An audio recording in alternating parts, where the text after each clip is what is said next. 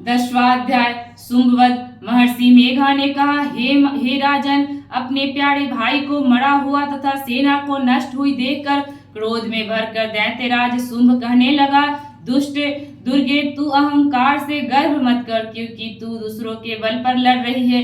देवी ने कहा, हे दुष्ट, देख, मैं तो अकेली हूँ इस संसार में, मेरे सिवा दूसरा है कौन? ये सब मेरी शक्तियां है। देख, ये सब की सब मुझ में प्रविष्ट हो रही है। इसके पश्चात ब्रह्मानी आदि सब देवियां उस देवी के शरीर में लीन हो गई और देवी अकेले रह गई। तब देवी ने कहा, मैं अपनी ऐश्वर्य शक्ति से अनेक रूपों में यहाँ उपस्थित हुई थी, उन सब रूपों को मैंने समेट लिया है। अब अकेले ही यहाँ खड़ी हूँ, तब भी यहीं ठहरो। महर्षि मेघा ने कहा, तब देवताओं तथा राक्षसों के देखते देखते देवी तथा शुंभ में भयंकर युद्ध होने लगा। अंबिका देवी ने सैकड़ों अस्त्र शस्त्र छोड़े, उधर दैत्यराज ने भी भयंकर अस्त्रों का प्रहार आरंभ कर दिया। देवी के छोड़े हुए सैकड़ों अस्त्रों को दैत्य ने अपने अस्त्रों द्वारा काट डाला। इसी प्रकार शुंभ ने जो अस्त्र छोड़े उनको देवी ने अपने भयंकर हुंकार के द्वारा ही काट डाला। दैत्य ने जब सैकड़ों बाणों के प्रहार से देवी को ढक दिया, तब क्रोध में भरकर देवी ने भी अपने बाणों से उनके धनुष को काट डाला। धनुष के कट जाने पर दैत्येंद्र ने शक्ति चलाई, लेकिन देवी ने उसे भी काट कर फेंक दिया। फिर दैत्येंद्र चमकती हुई ढाल लेकर देवी की ओर दौड़ा, किंतु जब वह देवी के समीप पहुंचा तो देवी ने अपने तीक्ष्ण बाणों से उसकी चमकने वाली ढाल को भी काट डाला। फिर दैत्येंद्र का घोड़ा मर गया, रथ टूट गया, सारथी मारा गया। तब वह भयंकर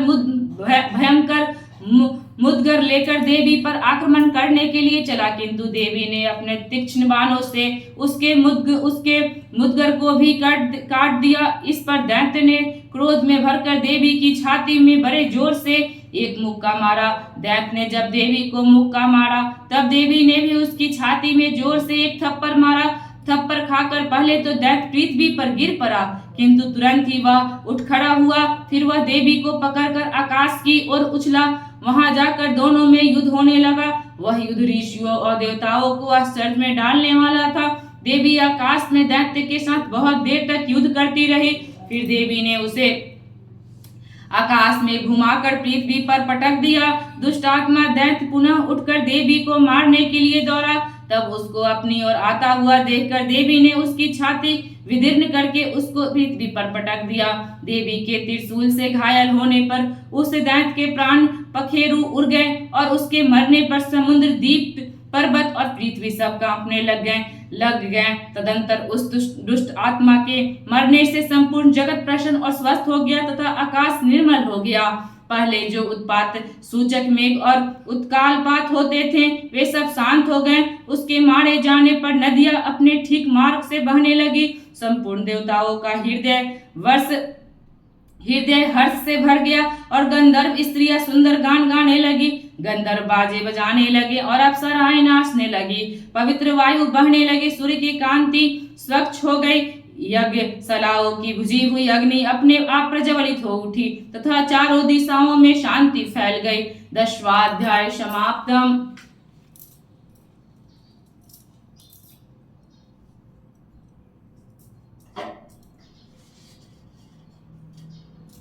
11वां अध्याय।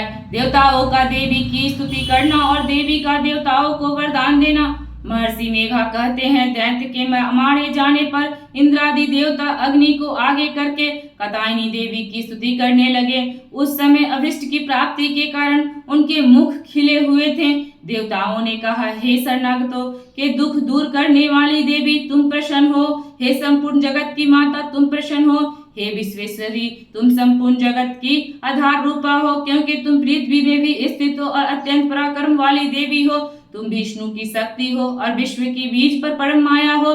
तुमने ही इस संपूर्ण जगत को मोहित कर रखा है। तुम्हारे प्रसन्न होने पर भी यह पृथ्वी मोक्ष को प्राप्त होती है। हे देवी, संपूर्ण विधाएं तुम्हारे ही भिन्न भिन्न स्वरूप हैं। इस जगत में जितनी स्त्रियां हैं वे सब तुम्हारी ही मूर्तियां हैं। एकमात्र तुमने ही इस जगत को व्याप्त कर रखा है। हे माँ, तुम्हारी स्तुति किस प्रकार हो सकती है, क्योंकि तुम परम बुद्धि रूपा हो और संपूर्ण प्राणी रूप स्वर्ग और मुक्ति देने वाली हो। अतः इसी रूप में तुम्हारी स्तुति की गई है।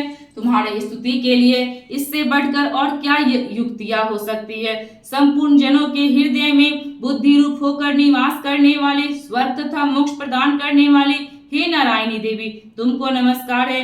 कला, काष्ठा आदि रूपों से अवस्थाओं को परिवर्तन की ओर ले जाने वाली तथा प्राणियों का अंत करने वाली नारायणी, तुमको नमस्कार है। हे नारायणी, संपूर्ण मंगलों के मंगल रूप वाली, हे शिवे, हे संपूर्ण प्रयोजनों को सिद्ध करने वाली, हे शरणागत वत्सले दीन नेत्रों वाली गौरी, तुमको नमस्कार है। सृष्टि, स्थिति तथा संहार की शक्ति भूते सनातनी देवी, गुणों की आधार तथा सर्व सुखमयी नारायणी, तुमको नमस्कार है।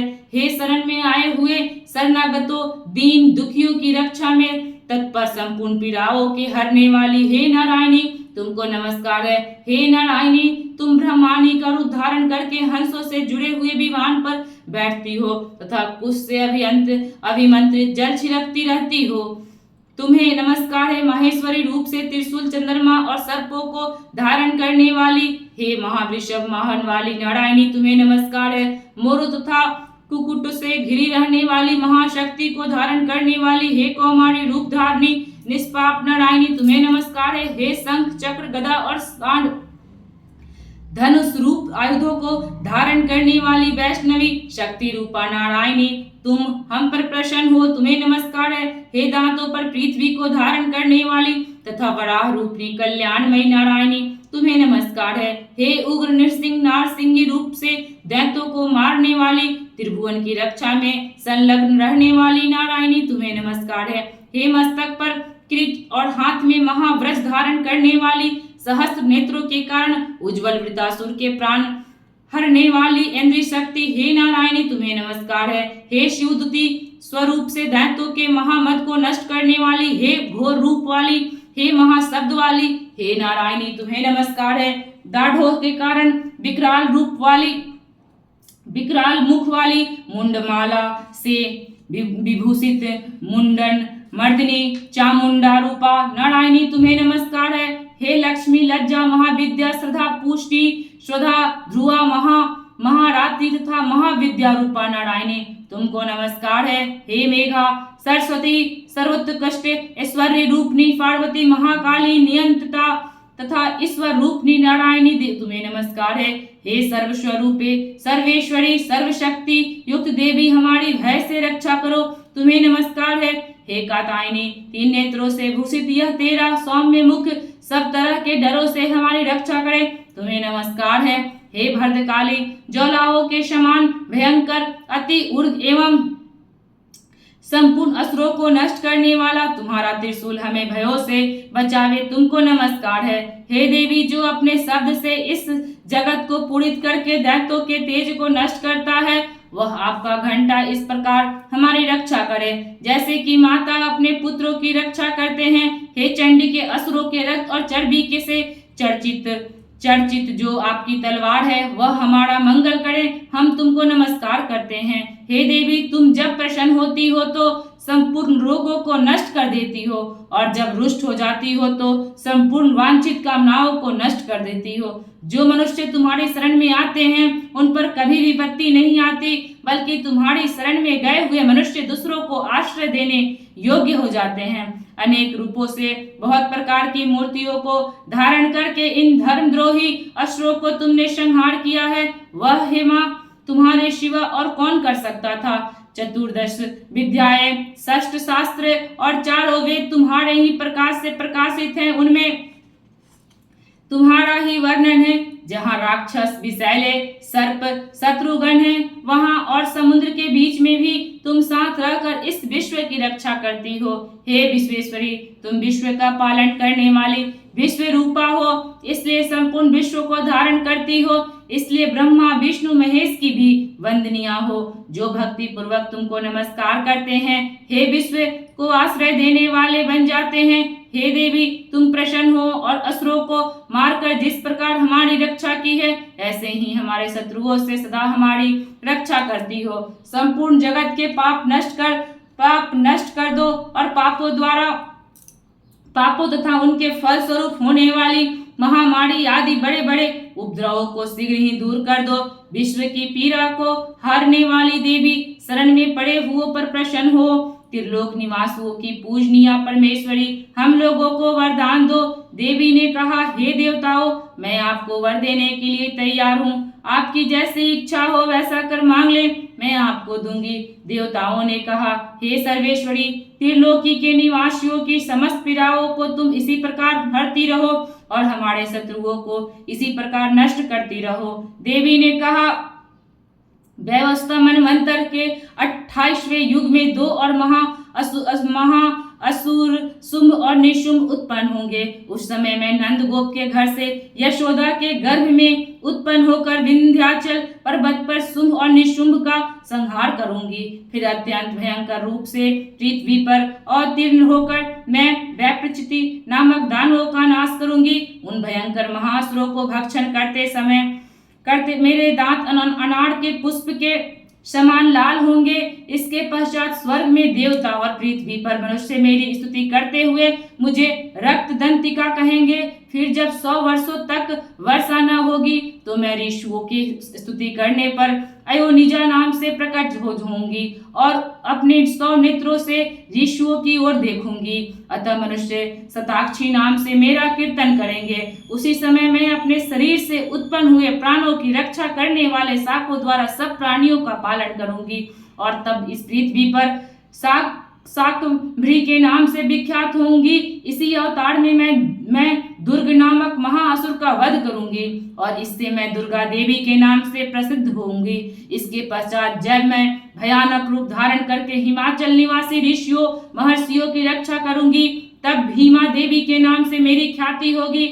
जब फिर अरुण नामक असुर तीनों लोगों को पीड़ित करेगा, तब मैं असंख्य भ्रमरों का रूप धारण करके उस महादैत्य का वध करूंगी। तब स्वर्ग में देवता और मृत्यु लोक में मनुष्य मेरी स्तुति करते हुए मुझे भ्रामरी नाम से पुकारेंगे।